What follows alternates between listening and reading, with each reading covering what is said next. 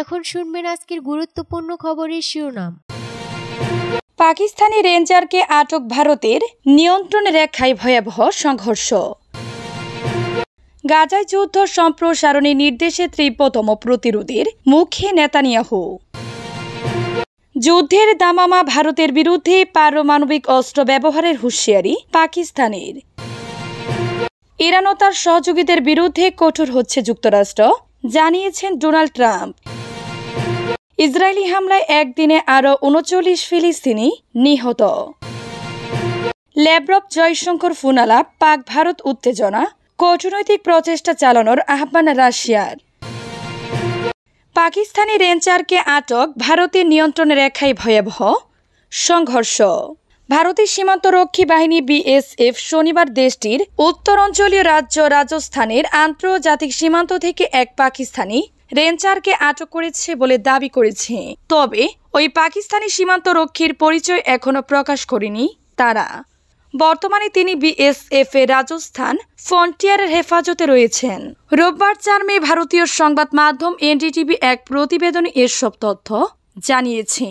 এই ঘটনার কয়েক ঘণ্টা পরে কাশ্মীরের নিয়ন্ত্রণে রেখায় এলওসি পাকিস্তান ও ভারতের সেনাদের মধ্যে ভয়াবহ সংঘর্ষের ঘটনা ঘটিয়েছে।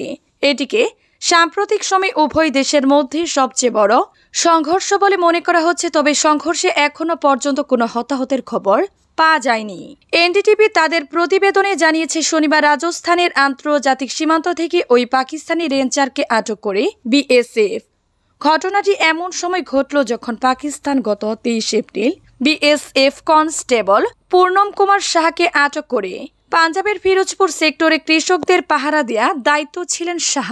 গাজায় যুদ্ধ সম্প্রসারণের নির্দেশ দেওয়ার তীব্রতম প্রতিরোধের মুখে পড়েছেন ইসরায়েলের প্রধানমন্ত্রী বেনিয়ামিন নেতানিয়াহু।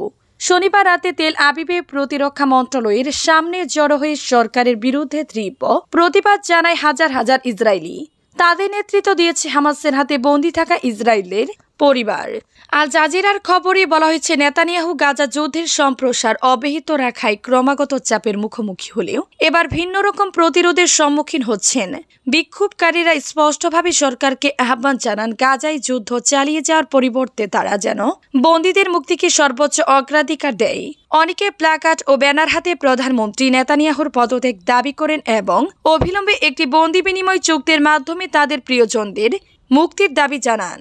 যদিও এই প্রতিবাদগুলো নিয়মিতভাবে সংঘটিত হচ্ছে এবং এতে অংশগ্রহণকারীরা সাহসিকতা ও নিষ্ঠার পরিচয় দিচ্ছেন, তবুও ইসরায়েলি সমাজের বৃহত্তর একটি অংশে এখনও যুদ্ধকেই সমর্থন করছে বলে মনে করছেন বিশ্লেষকরা। ডেগিওন লেডি আল জাজিরাকে জানান, এটি সেই পুরনো বিক্ষোভ যথেষ্ট সাহসী এবং নিবেদিত প্রাণ, কিন্তু নেতানিয়াহুর জোট সরকারকে প্রভাবিত করার মতো শক্তিশালী নয়। ভারতের বিরুদ্ধে পারমাণবিক অস্ত্র ব্যবহারের হুঁশিয়ারি পাকিস্তানের। কাশ্মীরের পেহেলগামে সন্ত্রাসী হামলায় ২৬ জন পর্যটক নিহতর ঘটনায় ভারত পাকিস্তানের মধ্যে তুমুল উত্তেজনা বিরাজ করছে। এই হামলা নেপথ্য পাকিস্তান দাবি করে দেশটির বিরুদ্ধে এক গুচ্ছ করা পদক্ষেপ নিয়েছে ভারত। অন্যদিকে পাকিস্তানও ভারতের বিরুদ্ধে একাধিক পাল্টা পদক্ষেপ নিয়েছে। সেই সঙ্গে টানা ১০ দিন ধরে কাশ্মীরের নিয়ন্ত্রণে রেখা বরাবর দেশ দুইটির বাহিনীর মধ্যে গুলি বিনিময় হয়েছে। এমন আবহে ভারতকে এবার কড়া বার্তা দিলেন রাশিয়া নিযুক্ত পাকিস্তানের রাষ্ট্রদূত মোহাম্মদ খালিদ জামালি।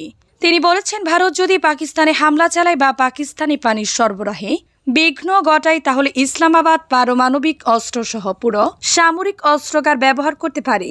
শনিবার ৩ মে রাশিয়ান ব্রডকাস্টার আরটিকে দেয়া সাক্ষাৎকারে খালিদ জামালি বলেছেন, ইসলামাবাদের কাছে বিশ্বাসযোগ্য গোয়েন্দা তথ্য আছে যে ভারত পাকিস্তান ভূখণ্ডে সামরিক হামলা চালানোর পরিকল্পনা করছে। মস্কোতে নিযুক্ত পাকিস্তানি শীর্ষ এই কূটনীতিকবিদ দাবি করেছেন যে ফাঁস হওয়া কিছু নথিতে উল্লেখ আছে পাকিস্তানের কিছু নির্দিষ্ট অঞ্চলে হামলা চালানোর সিদ্ধান্ত নেওয়া হয়েছে। তাই আমাদের ধারণা এটি হামলা ঘটতে যাচ্ছে এবং এটি আসন্ন। ইরান ও তার সহযোগীদের বিরুদ্ধে কঠোর হচ্ছে যুক্তরাষ্ট্র।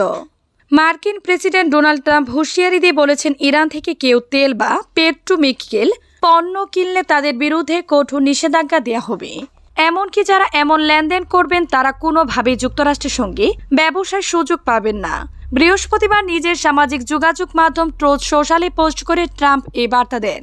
ট্রাম্প লিখেছেন, ইরান থেকে তেল বা পেট্রোকেমিক্যাল কিনলে সঙ্গে সঙ্গে তাদেরকে নিষেধাজ্ঞা দেওয়া হবে, কোনোভাবেই তারা যুক্তরাষ্ট্রের সঙ্গে ব্যবসা করতে পারবে না। খবর এনডিটিভির। মার্কিন ট্রেজারি ও পররাষ্ট্র দপ্তর সম্প্রতি 6 জন ইরানি নাগরিকের কাছাকাছি ইরান ও অন্যান্য দেশের 13টি প্রতিষ্ঠানের ওপর নিষেধাজ্ঞা দিয়েছে। তাদের বিরুদ্ধে অভিযোগ তারা ইরানের বিপ্লবে গার্ড বাহিনীর পক্ষে তেল ও পেট্রোকেমিক্যাল পণ্য বেচাকেনা এবং ক্ষেপণাস্ত্র তৈরির উপাদান সংগ্রহে জড়িত। পেট্রোকেমিক্যাল পণ্য কেনাবেচা এবং ক্ষেপণাস্ত্র তৈরির উপাদান সংগ্রহে জড়িত। এদিকে ইরান ও নিষেধাজ্ঞাকে ওয়াশিংটনের অর্থনৈতিক সন্ত্রাসবাদ বলে আখ্যা দিয়েছে। ইরানের পররাষ্ট্র মন্ত্রণালয়ের মুখপাত্র ইসমাইল বাঘাই এক বিবৃতিতে বলেন, নতুন এই নিষেধাজ্ঞা যুক্তরাষ্ট্রের আন্তর্জাতিক আইন লঙ্ঘনের আরেকটি সুস্পষ্ট প্রমাণ। ইসরায়েলি হামলায় একদিনে আরও 39 ফিলিস্তিনি নিহত। ফিলিস্তিনের অবরুদ্ধ গাজা ভূখণ্ডে ইসরায়েলি হামলায় একদিনে কমপক্ষে আরও 39 ফিলিস্তিনি নিহত হয়েছেন। আহত হয়েছেন আরও অনেকে। শনিবার গাজা জুড়ে এসব হতাহতের ঘটনা ঘটে। এতে করে অবরুদ্ধ এই উপত্যকাটিতে নিহতর মোট সংখ্যা প্রায় 52,500 জনে পৌঁছে গেছে। গত 18 মার্চ গাজায় নতুন করে ইসরায়েলি হামলা শুরু হওয়ার পর থেকে প্রায় 2400 ফিলিস্তিনি নিহত হয়েছেন। রবিবার 4 মে পৃথক প্রতিবেদনে এ তথ্য জানিয়েছে সংবাদ মাধ্যম আল জাজিরা এবং বার্তা সংস্থা আনাদোলো।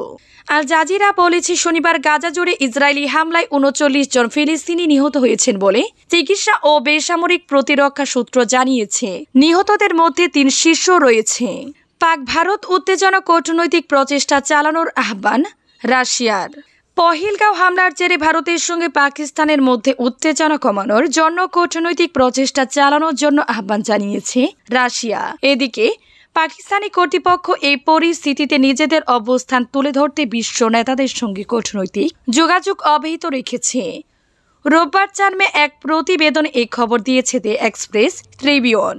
শনিবার রাশিয়ার পররাষ্ট্রমন্ত্রী সের্গেই ল্যাভরভ ভারতের পররাষ্ট্রমন্ত্রী এস জয়শঙ্করের সঙ্গে ফোনে কথা বলেছেন এবং ভারত পাকিস্তান সম্পর্কের অবনতি নিয়ে আলোচনা করছেন, যা দুটি দেশকে সামরিক সংঘর্ষের দিকে ঠেলে দিতে পারে। ভারতের এএনআই নিউজ এজেন্সি সূত্রে জানা গেছে, ফোনালাপে 2 শীর্ষ কর্তা রাশিয়া ভারত সহযোগিতা এবং পহেলগাঁওয়ে সন্ত্রাসী হামলার পর ভারত পাকিস্তান সম্পর্কের উত্তেজনা নিয়ে আলোচনা করছেন। রাশিয়ার পররাষ্ট্রমন্ত্রী সের্গেই ল্যাভরভ 1972 সালের সিমলা চুক্তি এবং 1999 সালের লাহোর ঘোষণা অনুসারে ভারত এবং পাকিস্তানের মধ্যে দ্বিপাক্ষিক রাজনৈতিক ও কূটনৈতিক উপায়ে বিরোধ সমাধানের আহ্বান জানিয়েছেন। এছাড়া সম্প্রতি যুক্তরাষ্ট্রের ভাইস প্রেসিডেন্ট জেডি ব্রাঞ্চ বলেছেন, তার দেশ আশা করে ভারতের প্রতিক্রিয়া আরও বৃহত্তর আঞ্চলিক সংঘর্ষে পরিণত হবে না। রাশিয়ার দীর্ঘদিনের ভারতীয় মিত্র হিসেবে ল্যাভরভের কূটনৈতিক আহ্বান রাশিয়ার সতর্ক অবস্থান নির্দেশ করে। এদিকে পাকিস্তান কূটনৈতিকভাবে বিশ্ব নেতাদের সঙ্গে যোগাযোগ অব্যাহত রেখেছে তাদের দৃষ্টিভঙ্গি তুলে নেওয়ার জন্য, যখন ভারত সিন্ধু পানি চুক্তি অস্ত্র হিসেবে ব্যবহার করছে। শনিবার প্রধানমন্ত্রী শাহবাজ শরীফ পাকিস্তানের পক্ষ থেকে নিরপেক্ষ তদন্তের দাবি পুনর্ব্যক্ত করেছেন।